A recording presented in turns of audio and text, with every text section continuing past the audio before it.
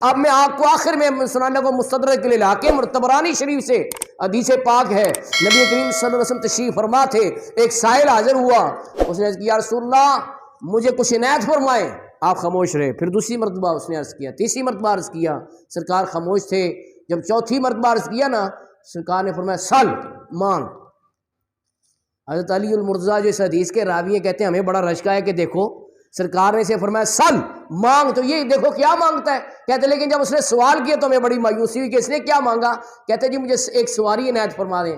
فرمایا دے دی، اور مانگ، اور مانگ۔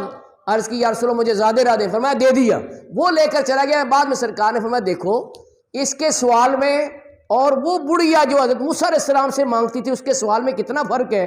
صحابہ کرام نے کہا یا رسول اللہ وہ کیا فرق ہے بتائیے۔ فرمایا جب حضرت موسیٰ علیہ السلام مصر سے جا رہے تھے نا فلسطین کی طرف، ہاں جی، تو رستے میں حکم ہوا کہ حضرت یوسف علیہ السلام جو کہ مصر کے بادشاہ بھی ہوئے تھے ان کا تابوت بھی ساتھ لے چلو۔ اب ان کو قبر کا پتہ نہیں تھا، تو آپ نے پوچھوایا تو ایک بڑھیا تھی، اس کو پتا تھا کہ یوسف علیہ السلام کی قبر کہاں پر ہے۔ تو آپ نے فرمایا ہاں بھائی بڑھیا، تو بتا کہاں پہ ہے تاکہ ہم ان کا جسد مبارک ساتھ لے جائیں۔ تو اس نے کہا جی میں نے تو ایسے نہیں بتانا، میں نے تو ایسے، مجھے پتا ہے لیکن مفت میں بتانے والی نہیں۔ انہوں نے کہا اچھا پھر کیا مانگتی ہے تو، کیا مانگتی ہے؟ موسیٰ علیہ السلام فرمایا کیا مانگتی ہے؟ اس نے کہا جی میں جنت میں آپ والا درجہ مانگتی ہوں، جس درجے میں آپ ہوں وہاں پر میں رہوں۔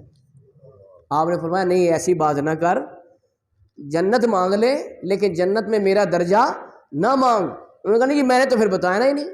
تو موسیٰ کلیم اللہ تھے، اللہ سے کلام کرتے تھے، اللہ نے کلام فرما کے فرمایا موسیٰ جو چیز یہ مانگتی ہے تو اسے دیتا کیوں نہیں ہے؟ اب یہاں بھی امام احمد رضا کہتے ہیں کہ دیکھو رب نے یہ نہیں فرمایا میں نے دے دی، رب فرماتے ہیں کہ موسیٰ جو مانگتی ہے تو اسے دے دے، جو مانگتی ہے وہ تو اسے۔ تو آپ نے پھر وعدہ فرمایا تو اس نے بتایا کہ یوسف علیہ السلام کی قبر فلاں جگہ ہے، تو آپ کا جسد مبارک نکالا گیا اور ساتھ لے کر گئے، اور جسد مبارک بھی کئی سو سالوں بعد بھی محفوظ تھا، جو قبر سے نکالا گیا ساتھ لے کر پھر فلسطین میں دفن کیا گیا۔ تو حضرات محترم اس حدیث سے یہ پتہ چلا کہ جب کسی سے مانگنا ہو تو وہ مانگنی پھر اسی لائق چیز چاہیے۔ فرمایا سرکار نے افسوس کیا کہ دیکھو موسیٰ علیہ السلام کی بڑھیا نے جیسا سوال کیا تھا ویسا سوال کر لیتا یہ، جیسے ربیہ کو سرکار نے عطا فرمایا۔